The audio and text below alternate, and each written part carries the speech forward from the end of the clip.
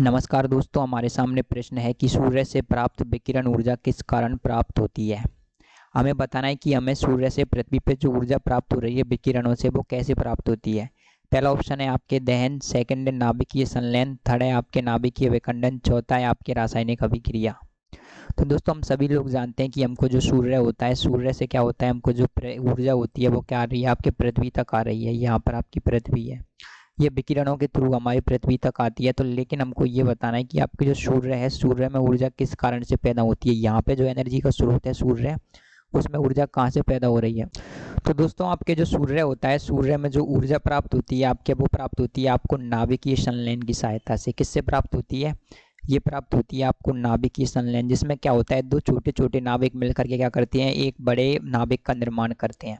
तो सूर्य में क्या होता है दोस्तों, सूर्य में बहुत अधिक मात्रा में हाइड्रोजन गैस भरी होती है, जिसमें यहाँ पर आपके दो हाइड्रोजन के छोटे छोटे परमाणु मिलकर के आपके क्या करते हैं, हीलियम, मतलब हाइड्रोजन के छोटे छोटे परमाणु मिलकर के हीलियम गैस के नाभिक का निर्माण करते हैं। तो क्या होता है, आपके जो हाइड्रोजन के परमाणु का परमाणु भार कितना होता है, एक। तो इस प्रकार से यहाँ पर क्या होता है, आपके चार हाइड्रोजन के जो परमाणु हैं वो मिल जाते हैं, और मिल करके क्या करते हैं, ये आपके हीलियम नामक जो नाभिक होता है उसको निर्माण करते हैं। ट्वाइस ऑफ He4 2, मतलब इसका जो परमाणु क्रमांक है वो कितना होता है, 2, और आपके जो परमाणु भार होता है वो कितना होता है, 4।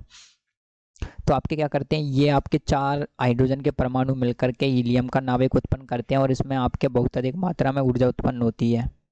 तो दोस्तों, आपके सूर्य में क्या होता है, हाइड्रोजन के चार परमाणु मिलकर के हीलियम का एक नाभिक मिलते हैं, मतलब हाइड्रोजन के चार नाभिक मिलकर के हीलियम का एक नाभिक बनाते हैं, और साथ में आपके दो बीटा पार्टिकल निकलते हैं। और इस पूरी प्रक्रिया में आपके 2.67 मेगा इलेक्ट्रॉन वोल्ट ऊर्जा निर्मुक्त होती है। इस प्रकार से जो सूर्य होता है, हम लोग जानते हैं सूर्य बहुत बड़ा है, और सूर्य की सतह होती है वो बहुत बड़ी है। उसमें ऐसे इस प्रकार से करोड़ों अरबों खरबों जो आपके हाइड्रोजन नाभिक हैं वो मिलकर के हीलियम नाभिक बनाते रहते हैं, जिससे आपको बहुत अधिक मात्रा में ऊष्मा पैदा होती है। और इस ऊष्मा से क्या इतनी अधिक पैदा होती है कि ये विकिरणों के द्वारा चल चल करके पृथ्वी एवं पूरे जो सौर मंडल होता है उसमें फैल जाती है। तो दोस्तों, इसका उत्तर आएगा कि आपके जो सूर्य है, सूर्य में ऊर्जा किससे पैदा होती है, वो आता है नाभिकीय संलयन।